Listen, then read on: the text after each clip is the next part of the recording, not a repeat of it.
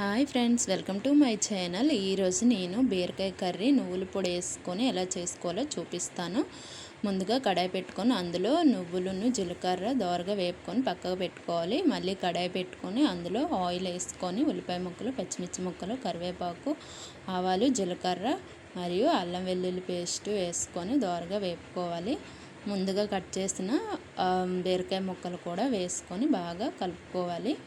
కలుపుకున్న తర్వాత అందులో సాల్ట్ వేసుకొని మూత పెట్టుకోవాలి, మగ్గనివ్వాలి. తర్వాత తీసుకొని మళ్ళీ కలుపుకోవాలి.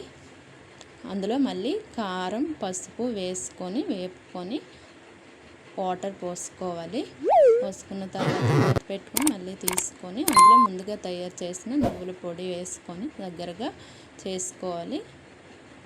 మన ఛానల్ ముందుగా చూస్తున్నట్టయితే సబ్స్క్రైబ్ చేసుకోండి. ఇలా చేసుకుంటే బీరకాయ కర్రీ చాలా టేస్టీగా ఉంటుంది.